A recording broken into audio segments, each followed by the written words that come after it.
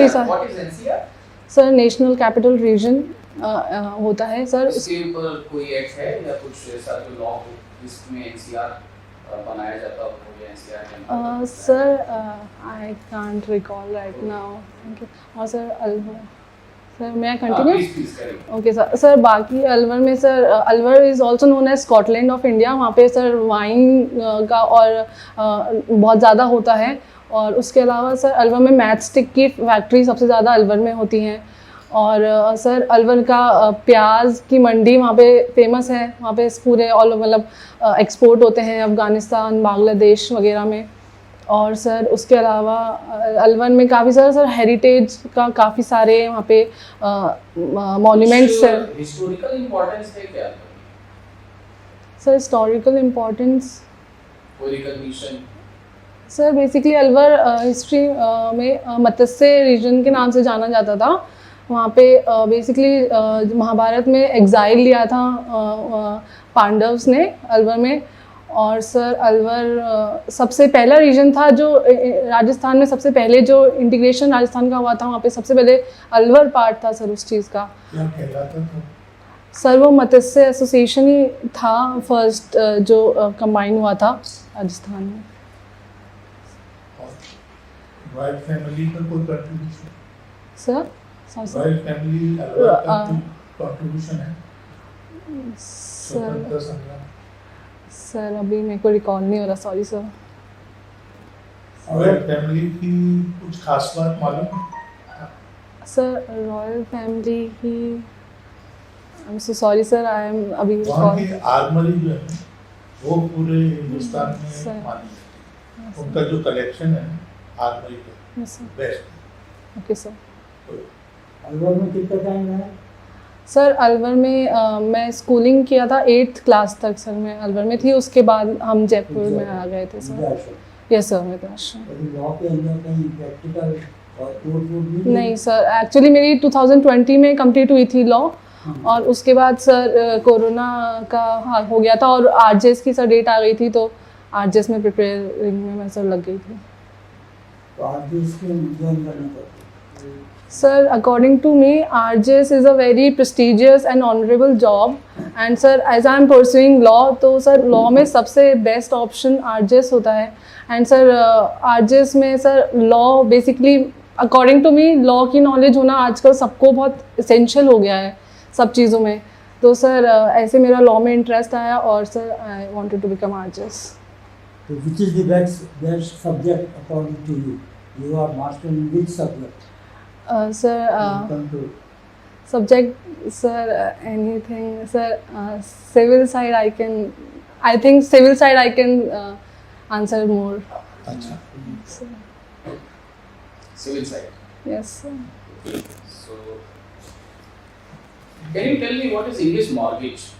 English mortgage, sir, English mortgage is sir वहाँ पे basically पूरी ट्रांसफ़र हो जाती है property as a security and उसको और पर्सनली बाउंड होता है उसमें मॉर्टगेजर एंड उसमें अगर वो पे कर देता है तो वापस से रीट्रांसफ़र होएगी उसको प्रॉपर्टी, और अगर नहीं कर पाता है तो फिर वो प्रॉपर्टी सोल्ड या फॉरफीचर जो वो करवाना चाहे हो जाती है। सर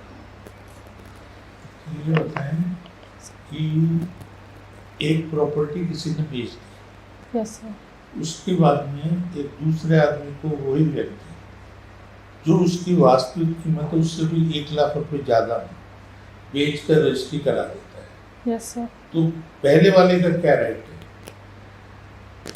सर उस पहले प्रॉपर्टी को लेकर? सर फर्स्ट वाला ही रिकवर करवाएगा जितनी उसकी प्रॉपर्टी मतलब जितना उसने प्रॉपर्टी मॉर्टगेज की है, फर्स्ट वाले की सेकंड वाले से प्रायर राइट होगा सर, तो सर पहले वो करवाएगा और जितना उसमें बच पाएगा फिर वो सेकंड मॉर्टगेजर के पास मॉर्टगेजी के पास राइट होता है। इसको क्या कहते हैं इस प्रिंसिपल को? सर इसको marshalling, no sir, contribution, so sorry sir, I can't. अच्छा, एक प्रोविजन ये भी है ना कि जो प्रॉपर परचेजर है, यस सर, बोनाफाइड परचेजर है, यस सर। उसका राइट कैसे आप इन्फ्रिंज कर देंगे फिर? मैंने तो जो कीमत थी उतनी में ही खरीदा है, उससे ज़्यादा में खरीदा है, और पहले वाले का कम था। तो कौन सा प्रिंसिपल लगेगा, कौन सा प्रोविजन लगेगा? टीपी एक्ट का। सर अभी रिकॉल नहीं हो पा रहा है मेरे को। राइट ऑफ बोनाफाइड परचेजेज जो है ना, Yes, sir. वो प्रिवेल करेगा, वो नहीं करेगा। Okay sir. वो क्रिमिनल केस कर सकते हैं, बाकी चीज़ें, ओके सर। है ना? Okay sir. अच्छा, ये जो डोर है सर ये मूवेबल प्रॉपर्टी है कि इमूवेबल प्रॉपर्टी? सर ये अटैच्ड है तो ये रिमूवेबल होगी सर। Yes. क्या है दोनों में अंदर टीपीए आप टीपीए कैसे डिफरेंस करते हैं कि कौन सी प्रॉपर्टी को मूवेबल कहते हैं, किसको इमूवेबल प्रॉपर्टी? सर टीपीए में डिफाइंड है actually mortgage immovable property, and sir उसमें चलिए ग्रोइंग क्रॉप्स के बारे में बात करें, वो क्या है? Sir growing crops sir Okay, Akanksha, in evidence law there is a word which is used, court. Yes ma'am. But when we will talk about IPC, Indian Penal Code, there is court of justice. Yes ma'am. Why? Why in both the subjects there are two terms? Is there any difference? Sorry ma'am, अभी difference recall. Okay, and Evidence Act and law is means it relates to which domain, civil or criminal? Ma'am it applies to both the laws. Both the laws. Yes ma'am. Okay. Can you please tell me which provision is related to civil law and in this evidence law? Oh, ma'am, civil basically, for example, section 22. No, 22. क्या है? क्या है? 23, ma'am, is a हाँ, civil law. क्या है? Sir, 22. Sir 22 basically बोलता है कि अगर कोई भी इलेक्ट्रॉनिक डॉक्यूमेंट्स हैं तो 22 बोलता है सर कोई भी डॉक्यूमेंट्स हैं वो अगर उसका ओरल एविडेंस नहीं हो सकता है अनटिल अनलेस उसका या तो जेन्युइननेस प्रूव करनी हो या फिर उसका सेकेंडरी एविडेंस दे सकते हो। और 22A सर उसमें बोलता है इलेक्ट्रॉनिक्स के बारे में। और 22 को कौन सा और दूसरा फर्दर सेक्शन है एविडेंस के अंदर जो सपोर्ट करता है? 22 मैम इलेक्ट्रॉनिक डॉक्यूमेंट्री एविडेंस। हाँ, आप सही जा रहे हो, डॉक्यूमेंट्री एविडेंस यस पहुंच रहे हो, थोड़ा और ट्राई करो। 22 जेन्युइननेस। चलिए, और कौन से सेक्शंस हैं जो सिविल लॉ को रिलेट करते हैं evidence law? Ma'am civil law में बर्डन ऑफ प्रूफ मैम दोनों पे लग सकता है। तो पूरा एविडेंस ही दोनों पे लगता है। Yes ma'am. Specifically civil in nature कौन सा प्रोविजन है? अच्छा, एक टर्म और आपने सुना होगा एविडेंस लॉ के लिए, it's adjective law. Yes ma'am. Why? Ma'am, because it also defines the procedure part also. It has both That's the. why I am talking to you. इसीलिए मैं आपसे पूछ रही Yes ma'am, मैम उसमें दोनों होते हैं प्रोसीजरल और सब्जेक्टिव हाँ। दोनों दे रखा अब है। ऐसा इसमें। कौन सा प्रोविजन है एविडेंस के अंदर जो स्पेसिफिकली इसकी बात कर रहा है civil in nature? Have you heard about doctrine of estoppel? Yes ma'am. Oh sorry. How you can forget Yeah, this? sorry ma'am. अच्छा अच्छा, डिक्री एंड ऑर्डर, इसमें क्या डिफरेंस है? Sir, basically decree is a formal expression of court and it is of it is of two types, final and preliminary, and order is a formal expression of civil court and it does not have any type. Order can be of many numbers, मतलब कितने भी हो सकते हैं order, और decree basically एक ही होती है, मतलब प्रिलिमिनरी होती है और फाइनल होती है, इसके अलावा और कुछ नहीं होती है सर। प्रिलिमिनरी डिग्री सिर्फ एक बार हो सकती है?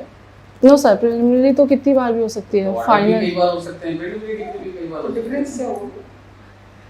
यस एक्चुअली वो दो होते हैं और इसमें कोई डिफरेंस नहीं No, होता है। वो is a kind of ठीक है, वो तो है, वो का स्टेटस है, एक प्रिलिमिनरी डिग्री हो गई, एक फाइनल डिग्री हो गई। There is an order also.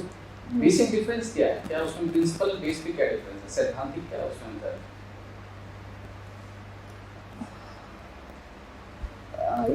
Sir actually formal expression of education होता है सर डिग्री, और वो formal expression of civil code होता है। ऑर्डर क्रिमिनल कोर्ट्स नहीं पास कर सकते? Sir orders, okay. So Akanksha, ये बताइए डिग्री है किस सेक्शन में CPC? Sir degree section 2 and section 2 rule, section 2 sub clause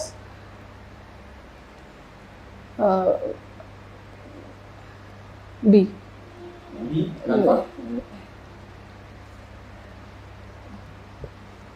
nervous तो नहीं हो रहा? पानी पीना है? नो सर इट्स नहीं, आराम से। अच्छा, अब ये भी है कि आप सेलेक्ट हो, अब आपको एक जजमेंट आना है, लिखना है। उसमें क्या हुआ कि मुलजिम को जिसको पकड़ा था उसने अपनी एविडेंस देने से मना कर दिया।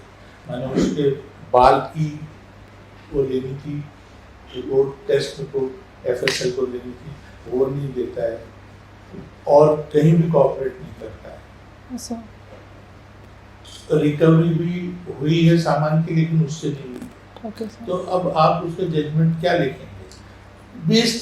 बेसिक एक पॉइंट है, वो चाहते हैं आपसे, आप बताएं कौन सी बात है जिसके आधार पे उसको आपको बरी करना पड़ेगा, वो कौन सा प्रोविजन है? एविडेंस है। Okay sir.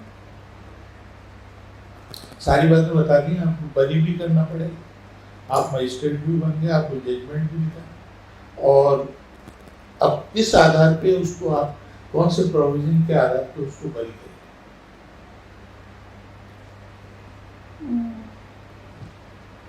अच्छा, कोई एडवर्स इन्फ्लुएंस पढ़ा है? सर एडवर्स इन्फ्लुएंस एविडेंस है, नहीं रिकॉल नहीं हो रहा है सर। बहुत इम्पोर्टेंट है। उसमें ये है कि अगर एक्यूज कोऑपरेट नहीं करता है, कुछ इन्वेस्टिगेशन अधूरी उसके कारण रह जाती है और उसके खिलाफ ऑफेंस प्रूव नहीं होने का वो मात्र कारण है, तो adverse influence will be drawn against accuse. आपको ये कोऑपरेट करना चाहिए था, आपने। Okay sir. Okay sir. अभी किसी देश के फॉर्मर प्राइम मिनिस्टर की क्या हुई है?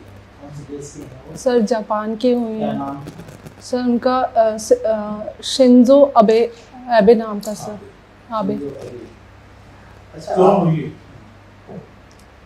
सर रीज़न तो मेरे को नहीं पता है, बट उनको वो किसी में स्पीच दे रहे थे कहीं पर, सिटी का नाम ना सर, एक्चुअली उनके शायद may be according to me शायद इलेक्शंस होने वाले हैं उनके, तो उसकी वो कैंपेनिंग कर रहे थे, तो उनको सर पीछे से किसी ने शूट कर दिया सर। ऐसा कौन सा धर्म चलता है जापान में? सर धर्म तो पता नहीं, शायद बौद्ध धर्म वो फॉलो करते होंगे सर। जापान की जो संसद है उसको क्या कहते हैं? सर अभी रिकॉल नहीं हो रहा सर, मैंने कल ही देखा है। अच्छा, अब उसके जापान आगे के लगता है वो साइलेंट नहीं हो रहा सर, नहीं सर।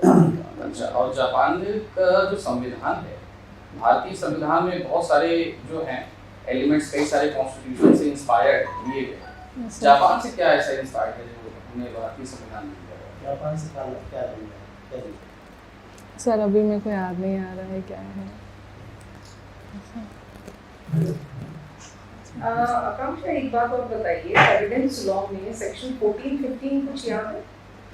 रेलेवेंसी ऑफ फैक्ट्स में दिया हुआ है सेक्शन 14 में। Yes ma'am. State of mind को भी बताता है। Yes ma'am, body, state of body and mind. हाँ, यस मैम। उसको बता रहा है। तो उसमें क्या डिफरेंस है बेसिकली आपका 14 और 15?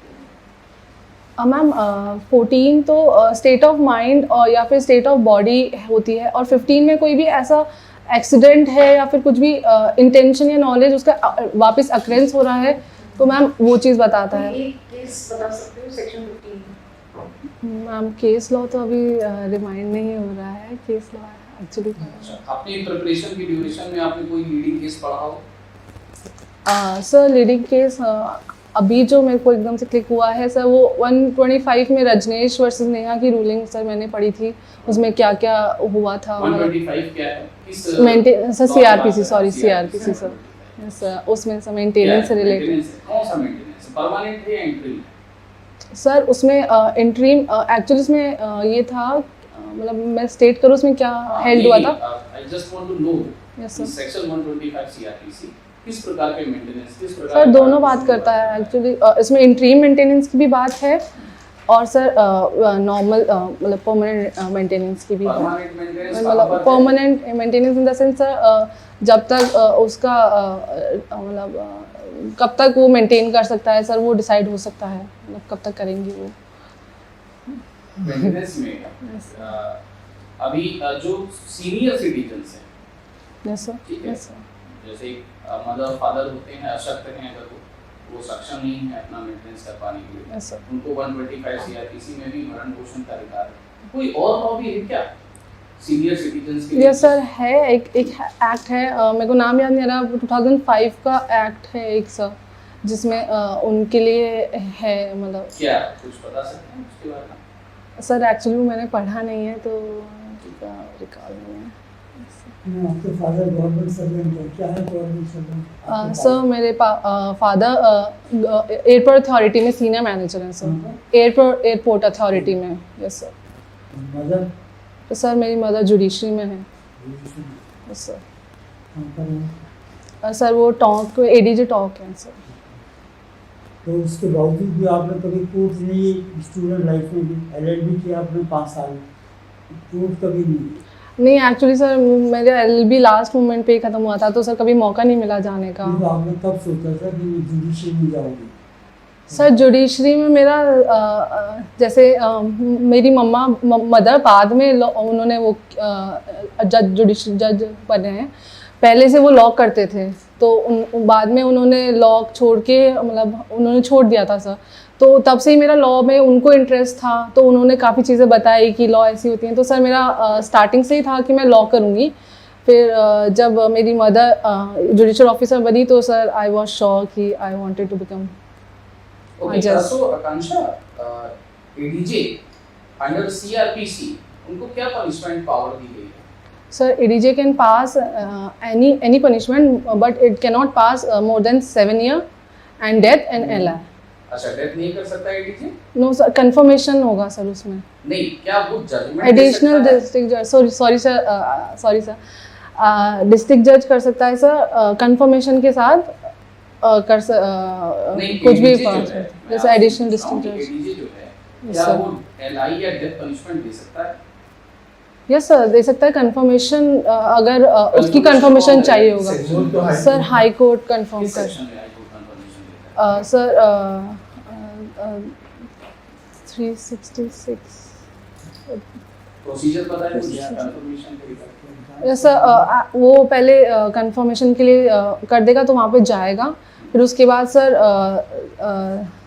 कौन जाएगा? सर वो ऑर्डर जजमेंट जो होगा वो हाई कोर्ट के पास कंफर्मेशन के लिए जाएगा, उसके बाद सर हाई कोर्ट में अगर चाहते हैं तो वो एडिशनल एविडेंस मंगवा सकते हैं, अगर वो उसके लिए उनको करना है। कितने दिन में जाती है फाइल? सर टाइम पीरियड तो सर मेरे को याद नहीं अच्छा, है। कंफर्मेशन सिंगल सीआरपीसी में ही मेंशन है, वो अलग लिमिटेशन नहीं है उसकी, सीआरपीसी में ही प्रॉब्लम। ओके सर, अभी रिमाइंड नहीं। अच्छा, एडीजे और असिस्टेंट सेशन जज, यस सर। उनके पावर्स में क्या डिफरेंस है? Sir additional district and session जज और Yes, sir. असिस्टेंट सेशन जज, इनके पावर्स में क्या डिफरेंस है? सर इनके पावर्स में सर असिस्टेंट सेशन जज एक्चुअली पनिशमेंट्स में वो कम दे सकते हैं सर।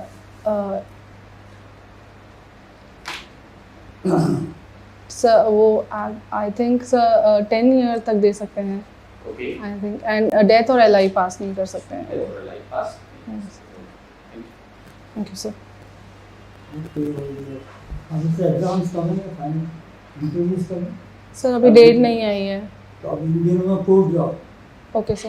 थोड़ा आइडिया हो कोर्ट से, आपको आइडिया हो, प्रैक्टिकल अपने जिलों से बाकी चीज़ तो कर लोगे, लेकिन बहुत सारी आइडिया गो थ्रू करिए, ठीक Yes, है, sir. बेसिक चीजें हैं बहुत सारी, बेयर को दोबारा से कितने पढ़िए। जजमेंट लिखे आपने सर या जो कोचिंग होती है उसमें जजमेंट लिखवाते हैं? सर काफ़ी टाइम पहले लिखवाए थे सर, कोचिंग में भी तो नहीं लिखवाते हैं, खुद ही प्रैक्टिस करी थी सर। सिविल के लिखवाए या फिर सर दोनों ही लिखवाए थे, लेकिन कम 2 या 3 ही लिखवाए थे I think sir. Poster Akanksha straight है ना, ओके सर। ठीक है, ओके सर। आप ये सब चीजें भी ध्यान रखनी है। Yes sir. And go through with the all relevant case laws along with the provisions. Yes, updated, that is very important. Okay ma'am, actually काफ़ी टाइम हो गया पढ़े तो Yes, फिर no वो problem. इसीलिए तो आपको Yes, तैयार कर रहे हैं काफी time and one Yes, more sir. thing which you cannot say before the board कि वो तो मुझे पता नहीं, don't say like this. Okay, वो तो ma'am. मुझे पता नहीं. Sorry, I can't remember right now. Yes. That is the best way. Okay sorry ma'am. वो तो मुझे पता नहीं. This answer is not appropriate. You can okay just sorry this time I am not recalling or whatever. It should be in very थोड़ा practical और जिन्होंने बात अगर क्लियर नहीं तो बोल दें आपने ना पे पूरी तरीके से क्लियर उसमें कोई प्रॉब्लम नहीं है, डोंट फील प्रेशर। ऑनेस्ट सब कुछ नहीं आता, बट ऑनेस्टली होना चाहिए। Okay sir. And the second thing is that कि न्यूज़पेपर गो थ्रू करिए डेली। अभी आप पढ़ रहे हैं न्यूज़पेपर? यस सर थोड़ा। कौन सा न्यूज़पेपर पढ़ते हैं आप? Sir Hindustan times. Hindustan times पढ़ते हैं? Yes sir. ओके, कौन एडिटर है? कोई एडिटोरियल बताइए आज क्या है, हेडलाइन सर एक्चुअली आज नहीं, आज दैट इज वेरी मैं यस ये सर। जरूर ध्यान रखिए। आप जिस दिन भी इंटरव्यू अपीयर हो रहा है उस दिन का न्यूज़पेपर जो भी आप पढ़ते हैं Yes, sir. उसकी हेडलाइन जरूर पढ़िए। और भले ही आप जो कुछ भी पढ़ रहे हैं तो उसकी इंफॉर्मेशन पूरी होनी चाहिए. Yes, फिर sir. आप ये नहीं कह सकते अच्छा वो मैंने पढ़ा तो था पर याद नहीं आ रहा, है ना. Okay ma'am. हम कोड की वही बात करें जिसके लिए कि हम 100% श्योर. जी मैम। Thank you ma'am.